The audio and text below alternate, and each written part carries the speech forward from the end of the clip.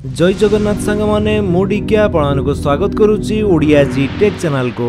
आज आपण को पई जो अपडेट रही सेटा होची आसिला भो आधार। ए भो आधार कोन एथि पई केउ माने एवं किपरि आवेदन करि परिबे कोन रहिचे नै संपूर्ण अपडेट टी चलांतु देखिबा।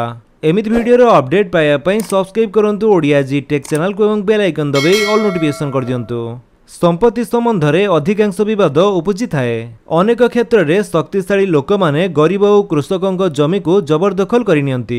अनेक थर देखा जाइछि जे लोक माने जमी किणंती किंतु सेठरे रुहंती नाही ओ अन्य केही सेमानक जमी अधिकार करनियंती। किंतु वर्तमान एही मामला बंद होई जिवो कारण वर्तमान देश रे आउ एक आधार कार्ड तयारी हेबो। एहार नाम भू आधार हेबो।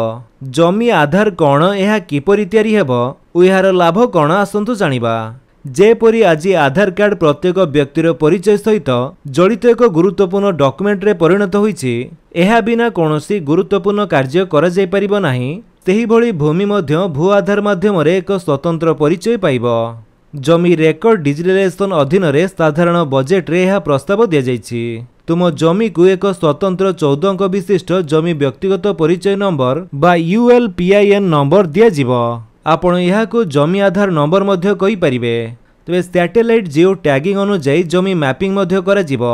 आहुरी मध्य ही भू आधार कार्ड रे जमीर प्रकार विषय रे सूचना रेकर्ड हेबो। एहा व्यतीत यह शहरी किंबा कृषि हेउ भू आधार कार्ड रे मध्य रेकर्ड हेबो। जदि यह घटे जमी संबंधी प्रमुख द्वंद्व समाधान हेबो। तबे भू आधार लाभ कौन आसंतु जानिबा। भू आधार माध्यम रे जमी संबंधी गुरुत्वपूर्ण सूचना केवल गोटे क्लिक रे उपलब्ध हेबो।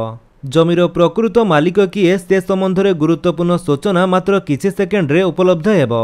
भू आधार रो सबुठारु बड़ सुविधा हेउछि जे आपण को जमी को केही जबरदखल करि परिबे नाही। एहा व्यतीत जमी क्षतिपूरण मामलार समाधान मध्य त्वरान्वित हेबो। देने भू आधार किपरि तयारी करिवे। जमी भित्तिभूमि निर्माण पई सरकार व्यापक परिमाण रे प्रस्तुति चलाइछंती। एहाको संपूर्ण रूपे कार्यकारी करने को 3 वर्ष लागिबो बोली कहा जाउछि।